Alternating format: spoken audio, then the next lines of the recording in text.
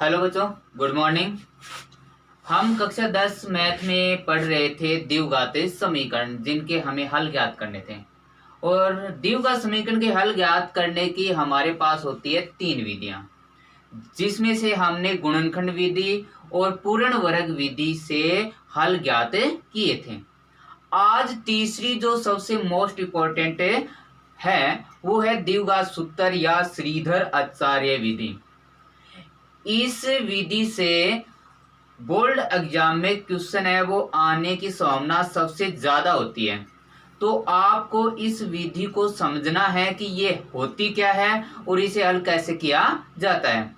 यहाँ पे हमें क्या करना है, किसी भी द्विघात समीकरण को एक कोई भी हमारी किताब में दी गई समीकरण की जरूरी नहीं है, कोई भी द्विघात समीकरण है उसको हल करने का हमें तरीका पता होना चाहिए। हमें कैसी भी किसी प्रकार की द्विघात समीकरण क्यों न दी गई हो, हम उसे आसानी से हल कर लेंगे। तो पहले आपको मैं बता देता हूं कि द्विघात समीकरण है जिसका मानक रूप होगा ax² plus bx plus c equal to 0। यही होता है ना, ax² plus bx plus c, जहां पे a है वो x की स्क्वायर का गुणांक, b है वो x का गुणांक और c होता है अचर पद। इसके अंदर हमें क्या करना है, हमें द्विघात सूत्र या इसका जो दूसरा नाम हम लिखते हैं श्रीधर आचार्य विधि, यानी ये दोनों नाम एक ही हैं। इससे यदि हम हल करना है तो द्विघात सूत्र होता है x equal to -b plus minus under root b² minus 4ac बट्टा 2a, या हम इसे लिख सकते हैं x equal to -b plus minus under root b बट्टा 2a। अब आप यहाँ देखते होंगे कि यहाँ पे b² माइनस 4ac है और यहाँ पे d है। ऐसा क्यों? क्योंकि d है वो द्विघात जो बहुपद होता है, समीकरण होता है, उसका विविक्तीकर होता है, यानी उसकी प्रकृति जानने का मान होता है। इसका जो उत्तर होगा वो b² माइनस 4ac पे निर्भर करेगा, यानी इसका मान है वो b² माइनस 4ac के बराबर। हम इसको हल करते हैं तब हमें इसका मान पता चलता है कि d का मान कितना प्राप्त हुआ। और यहाँ पे d है वो विविक्तीकर है, यानी जो द्विघात बहुपद है उसका हमें प्रकृति का पता चलता है, किसके मान से, d के मान से। और d का मान कहाँ से निकालोगे, b² माइनस 4ac। यहाँ पे हमारे पास 3 प्रकार के प्रकृति प्राप्त होगी। कितने प्रकार की प्रकृति प्राप्त होगी भाई? 3 प्रकार की। नंबर 1, 2, 3। ये तीनों प्रकार हमें याद रखने हैं, क्योंकि हमें क्वेश्चन हल करने से पहले इनकी प्रकृति को बताना आवश्यक होता है। तो नंबर 1, यदि इस d का मतलब होता है विविक्तीकर, इस d का मान यदि हमारे पास b² माइनस 4ac के बराबर है, यदि इस d का मान यानी विविक्तीकर का मान यदि b² माइनस 4ac के बराबर है और इसका मान यदि आ जाए 0, तो हमारी जो द्विघात समीकरण है उसके 2 वास्तविक तथा बराबर हल होंगे। कितने? 2 वास्तविक तथा बराबर, यानी 2 जो हल होंगे वो वास्तविक होंगे तथा बराबर भी होंगे।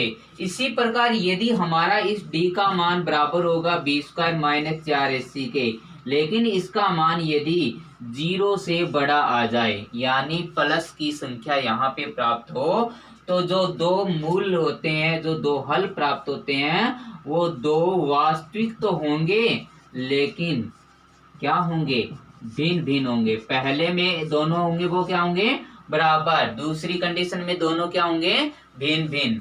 अब देखिए तीसरी condition, d equal to B square minus 4ac का मान छोटा है 0 से, यानी इसका मान यदि माइनस में प्राप्त हो तो हम क्या करेंगे, इसके कोई भी वास्तविक मूल्य नहीं लिखेंगे, कोई भी वास्तविक हल नहीं लिखेंगे। तो यहाँ पे लिखेंगे कोई वास्तविक हल नहीं होगा। तो यहाँ पे हमारे पास जो देखने लायक चीज है वो देखिए, पहली बात हमें यहाँ पे देखनी है कि ये द्विघात समीकरण है, इसका मानक रूप होगा A X square plus B X plus C, जहाँ ए एक्स की स्क्वायर का गुणांक, बी एक्स का गुणांक और सी अचर पद होगा। इसको हमें हल करना है, तो इसके हल ज्ञात करने की आज हमारी जो विधि है वो विधि है द्विघात सूत्र या श्रीधर आचार्य विधि, जिसका सूत्र होगा minus B plus minus under root V square minus 4ac बट्टा 2a, या minus B plus minus under root D बट्टा 2a। यहाँ पे जो d है वो विभक्तिकर होगा और d का मान है वो बी स्क्वायर माइनस 4ac के बराबर होता है। और यहाँ पे हमें क्या बताना है, मूलों की या हलों की प्रकृति बतानी है। हलों की प्रकृति बताने के लिए हमें यदि बी स्क्वायर माइनस 4ac यानी डी का मान है वो शून्य प्राप्त होता है तो दो वास्तविक तथा बराबर मूल होंगे, और यदि d बराबर बी स्क्वायर माइनस 4ac का मान 0 से बड़ा होता है यानी प्लस की संख्या प्राप्त होती है तो दो वास्तविक तथा भिन्न मूल होंगे, और यदि d का मान बी स्क्वायर माइनस 4ac का मान है वो 0 से छोटा यानी माइनस यानी ऋणात्मक संख्या है तो कोई भी वास्तविक हल नहीं होगा। तो इसमें याद हमें रखना है कि यदि हमारे पास ये दो कंडीशन प्राप्त हो, क्योंकि इन दोनों में ही हल प्राप्त होते हैं, इसमें तो कोई वास्तविक हल होता ही नहीं, यदि ये दो कंडीशन है तभी ही हमें इस द्विघात समीकरण के श्रीधर आचार्य विधि से मूल यानी हल ज्ञात करने हैं, अन्यथा हम नहीं ज्ञात कर सकते। देखिए बच्चों, हमने यहाँ पे एक क्वेश्चन लिया है, 2x square minus 2 under root 2x plus 1, ये एक द्विघात बहुपद यानी समीकरण है। इसके श्रीधर आचार्य विधि से हमें क्या ज्ञात करने हैं, हल ज्ञात करने हैं, बहुत ही आसान तरीके से, और बहुत ही मोस्ट जो चीज है वो द्विघात सूत्र से हल ज्ञात करने हैं, तो हमें अच्छे से समझना है। देखिए पहले हमें क्या करना है, ये जो द्विघात समीकरण दी गई है इसके हमें मूलों की प्रकृति बतानी है कि मूल किस प्रकार के, और मूलों की प्रकृति बताने के लिए हमें क्या करना है, d का मान ज्ञात करना है, और d का मान क्या होता है, बी स्क्वायर माइनस 4ac होता है। तो अब हम क्या करेंगे, पहले a b c का मान देखेंगे। तो आपको बताया गया है कि जो x की स्क्वायर का गुणांक, ये देखिए x स्क्वायर है, इसका जो गुणांक है वो होगा a का मान। फिर देखिए b यानी x का गुणांक, ये देखिए ये x है, इसका जो गुणांक है ये होगा b का मान माइनस का 2 अंडरूट 2, क्योंकि यहाँ पे देखिए निशान माइनस है तो हमें माइनस लेना है, और ये अचर पद होता है a यानी c का मान होगा वो 1 होगा। तो a b c का मान हम आसानी से यहाँ से निकाल सकते हैं। अब हमें ज्ञात करना है d का मान, d यानी विभक्तिकर, और इसके लिए हमारे पास होगा b की स्क्वायर माइनस 4ac, इसके अंदर मान रखने हैं और हमें प्रकृति का पता लगाना है कि प्रकृति कैसी होगी। तो देखिए पहले b और b का मान हमारे पास है माइनस 2 अंडरूट 2, और यहाँ देखिए b की स्क्वायर है तो माइनस 2 अंडरूट 2 की होल स्क्वायर होगी, माइनस 4 इंटू a का मान देखिए कितना है 2, और c का मान देखिए कितना है 1। इन मानों को हम रख लेते हैं। माइनस 2 का वर्ग 4 होगा और अंडरूट 2 का वर्ग 2 होगा। यदि इनको हम संपूर्ण रूप से हल करते हैं तो इसका आंसर होगा 8, क्योंकि माइनस की संख्या का यदि हम वर्ग करते हैं तो वह संख्या प्लस की ही होगी। यहाँ ध्यान दीजिए 4 दूनी 8, 8 एकम 8, यानी यहाँ पे भी कितने होंगे 8। अब देखिए 8 में से 8 घटाने पर कितने प्राप्त होंगे, 0। अब बताइए, आपको बताया गया है कि यदि d का मान यानी बी स्क्वायर माइनस 4ac का मान यदि 0 प्राप्त होगा तो मूलों की प्रकृति कैसी होगी भी, दो वास्तविक तथा बराबर मूल बोल सकते हो, हल बोल सकते हो। अब देखिए यदि दो वास्तविक तथा बराबर है तो इसको हल कैसे करेंगे, क्योंकि आपको बताया गया यदि हल होंगे तो हमें ज्ञात करना पड़ेगा, और हमें ज्ञात करना पड़ेगा तो हमें कौन सा सूत्र यूज करना है, यहाँ पे द्विघात सूत्र यानी श्रीधर आचार्य सूत्र हमें यहाँ पे लेके चलना है। तो द्विघात सूत्र है हमारा माइनस बी प्लस माइनस, यहाँ पे हम अंडरूट डी लिख लेते हैं क्योंकि अंडरूट डी का मान बी स्क्वायर माइनस 4ac के बराबर ही होता है, बट्टा 2a। चलिए मान रखिए माइनस, अब देखिए b का मान देखना है हमें, b का मान है माइनस का 2√2। अब देखिए एक मान तो यहाँ पे सूत्र में पहले से माइनस है, एक यहाँ पे b का मान भी माइनस है, तो 2 माइनस हो गए, यानी माइनस इंटू माइनस क्या हो जाएगा, यहाँ पे प्लस हो जाएगा 2√2, ये प्लस माइनस। अब देखिए डी का मान हमने निकाला है, डी का मान हमने कितना निकाला है 0, तो यहाँ पे 0 रखने पर बट्टा 2 इंटू ए का मान हमारे पास है 2, तो यहाँ पे हम रखेंगे 2। अब देखिए 2√2 प्लस माइनस यहाँ 0 का वर्गमूल, 0 का वर्गमूल कितना होगा 0 बट्टा 2 दूनी कितना हो गया 4।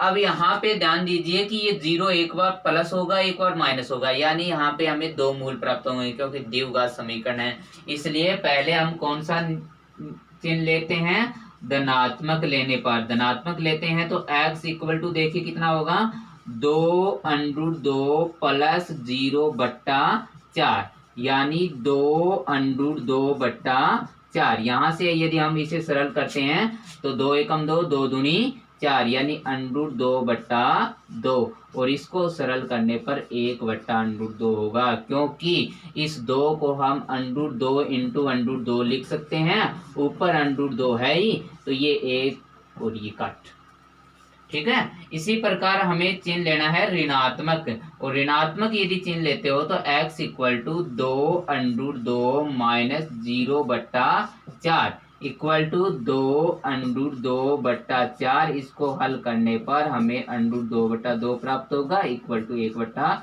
√2 प्राप्त हुआ। तो देखिए दोनों जो मूल हैं वो सेम है, बराबर है और वास्तविक भी हैं। तो इस प्रकार हमें द्विघात बहुपद है या द्विघात समीकरण है उसके मूल ज्ञात करने हैं, तो हम इसे आसान तरीके से इस सूत्र को याद रखते हुए हल कर सकते हैं।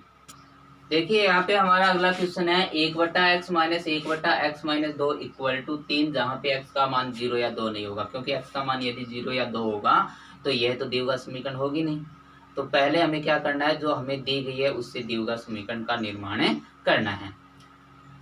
देखिए कैसे करते हैं, यहाँ पे ये भिन्न के रूप में लिखा गया है, तो हम यहाँ इसका एलसीएम लेकर इन्हें हल करते हैं, और यहाँ पर इन बहुपद के गुणनफल के बराबर इनका क्या होगा, एलसीएम यानी लसाअ होगा। अब देखिए x का x में भाग दिए, ये तो कट बचा हमारे पास x माइनस 2, तो x माइनस 2 को ऊपर 1 से गुणा करने पर x माइनस 2 प्राप्त होगा। यहाँ पे माइनस है यानी घटाना है तो माइनस। अब देखिए x माइनस 2 का भाग देने पर x माइनस 2 कट बचा, x को ऊपर 1 से गुणा करने पर 1x इक्वल टू कितना होगा 3 होगा। अब ध्यान दीजिए यहाँ पे क्या करना है आपको, ये देखिए ये प्लस का x है, ये माइनस का, ये दोनों तो गए कट, ऊपर हमारे पास माइनस 2 प्राप्त होगा। नीचे देखिए x को x से गुणा करने पर x स्क्वायर माइनस x को 2 से गुणा करने पर 2x इक्वल टू 3, और 3 के नीचे 1 मानकर हम इन्हें को वज्र गुणा करें लेते हैं। तो देखिए कैसे करोगे, 3 को यदि x स्क्वायर से गुणा करते हो तो 3x स्क्वायर, 3 को यदि माइनस 2x से गुणा करते हो तो 3 दूनी 6, माइनस के 6x इक्वल टू माइनस 2 को 1 से गुणा करते हो तो माइनस का 2। यहाँ देखिए इस माइनस 2 का पक्षांतरण करने पर हमें प्राप्त होगा 3x स्क्वायर माइनस का 6x प्लस 2 इक्वल टू 0, जो कि हमारी द्विघात समीकरण है, और इस द्विघात समीकरण के हमें ज्ञात करने हैं हल। यहाँ पे देखिए a का मान कितना है, जो x स्क्वायर का गुणांक है 3, b का मान है जो x का गुणांक है माइनस का 6, और c का मान है अचर पद कितना 2। यहाँ पे हमें विभक्ति कर यानी d का मान ज्ञात करना है, तो d इक्वल टू होता है b square minus 4ac। abc का मान हम इसे विभक्ति कर में रखते हैं। तो पहले b का मान है वो -6 तो ये लीजिए -6 स्क्वायर है तो हमें भी स्क्वायर लगा देनी है, -4 का 4 इंटू a का मान हमारे पास 3 है इंटू c का मान हमारे पास है 2 है। ये देखिए -6 का वर्ग करते हैं तो 36 होगा, क्योंकि इस संख्या माइनस या प्लस वर्ग करने पर प्लस की होगी। -4 की 12, 12 दूनी 24। यहाँ देखिए 36 में से 24 घटाने पर हमें प्राप्त होंगे कितने, 12। अब देखिए d का मान है वो 20 0 से बड़ा हो गया। d का मान यानी 20 का मान है वो 0 से क्या हो गया, बड़ा हो गया। इसका मतलब है हमारे जो दो मूल होंगे वो वास्तविक होंगे परंतु भिन्न भिन्न होंगे। अब यदि वास्तविक होते हैं तो हमें उन्हें ज्ञात करना पड़ेगा। x इक्वल टू होगा -b प्लस √d बट्टा 2a। देखिए यहाँ पे हमें क्या करना है, हमें ये जो सूत्र है हमारा, इस सूत्र के अंदर मान रखने। इस सूत्र को बोलते हैं द्विघात सूत्र या श्रीधर आचार्य विधि। यहाँ पे देखिए x इक्वल टू होगा -b और b का मान है वो हमारे पास -6 है, यानी माइनस इंटू माइनस, यानी ये 6 किसका होगा, प्लस का। प्लस माइनस d का मान हमें अभी निकाला है, कितना होगा, 12 होगा बट्टा 2 इंटू a का मान हमारे पास है वो कितना है, 3। ये देखिए a का मान है जो हमारे पास कितना है, 3 है। x इक्वल टू यहाँ पे देखिए 6 प्लस माइनस 12 का पूर्ण वर्गमूल होता नहीं, लेकिन 12 को हम कैसे लिख सकते हैं, 12 को हम लिख सकते हैं 4 इंटू 3, और इसमें से 4 यदि बाहर ले लेते हैं तो कितना बचेगा, 2। 4 का वर्ग मूल 2 होगा तो 2 बार होगा, अंदर कितना होगा, 3। तो यहाँ पे इसका आंसर हम लिख सकते हैं 2√3 बट्टा 3 दूनी 6। अब देखिए x इक्वल टू यहाँ पे 6 और 2 में से कॉमन हम ले सकते हैं कितने, 2। तो यहाँ पे 3 प्लस यहाँ पे √3 प्राप्त होगा बट्टा होगा 6, 2 एकम 2, 2 तिया 6, यानी x इक्वल टू हम लिख सकते हैं 3 प्लस √3 बट्टा 3। यदि इस मान को हम आगे लिखते हैं तो कैसे लिखेंगे, यहाँ से ऊपर वाली जो संख्या है इसमें से हम क्या करते हैं, अब देखिए आगे इसको हम इस प्रकार भी लिख सकते हैं। अब यहाँ से इनका यदि मान हल करते हैं तो हमें प्राप्त होगा √3 प्लस -1 बट्टा √3। अब देखिए यदि हम धनात्मक चिन्ह लेते हैं तो x का मान कितना होगा, यदि हम धनात्मक चिन्ह लेते हैं तो x इक्वल टू √3 प्लस 1 बट्टा √3 होगा, और यदि हम ऋणात्मक चिन्ह लेते हैं तो x इक्वल टू √3 माइनस 1 बट्टा √3 होगा। तो इस प्रकार हम द्विघात समीकरण को हल कर सकते हैं श्रीधर आचार्य विधि या द्विघात से सूत्र से। और हर क्वेश्चन को हल करने का यह एक ऐसा तरीका है जिसके अंदर यदि आप इस कॉन्सेप्ट को अच्छी तरह से समझ पाते हो तो इस प्रकार के अन्य क्वेश्चन को भी आप आसानी से हल कर सकते हो।